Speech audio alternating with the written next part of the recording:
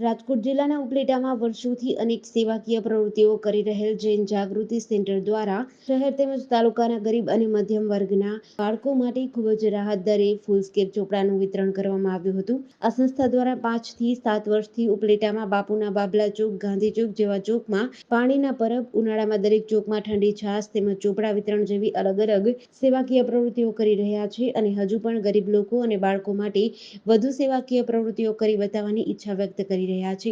આજે પણ આ સંસ્થા દ્વારા ઉપલેટા શહેરમાં બાળકો માટે રાહત દરે ચોપડા વિતરણ કેમ્પ રાખવામાં આવ્યો હતો, જેમાં શહેર અને તાલુકા મળી હજારો ચોપડાઓનું વિતરણ કરવાનું જણાવવામાં આવ્યું હતું. તેમજ અતિ ગરીબ બાળકો માટે તદ્દન ફ્રી ઓફમાં ચોપડા વિતરણ કરવામાં આવ્યા હતા, જેમાં શહેરના નાગરિકો, સામાજિક આગેવાનો અને રાજકીય હોદ્દેદારો ઉપસ્થિત રહ્યા હતા.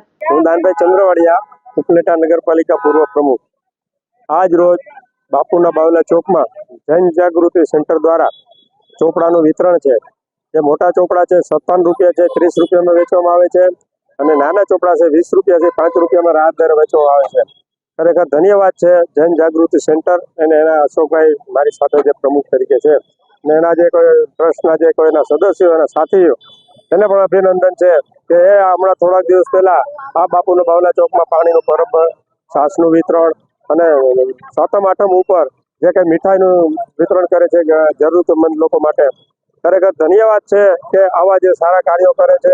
આના ઉપરથી ઘણી પ્રેરણા લેવાદાયક છે અને અમારા ઉપલેટા માટે આ ગૌરવની વાત છે કે જે કંઈ જૈન જાગૃતિ સેન્ટર દ્વારા જે કાર્યો થઈ રહ્યા છે, આપણે જોઈ રહ્યો છો રાહત દરે જે ચોપડાનું વિતરણ થયા છે, લોકો હોશે હોશે લઈ જાય અને આ જે ચોપડા છે એકદમ મજબૂત અને એના જે પાનાને તમે જોશો તો એમ લાગશે કે ખરેખર 57 રૂપિયાવાળું 30માં મળે, 20 રૂપિયાવાળું 5 રૂપિયામાં મળે.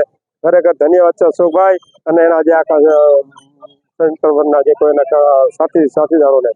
GDC ન્યૂઝ સાથે વિપુલ ધામેચા, ઉપલેટા.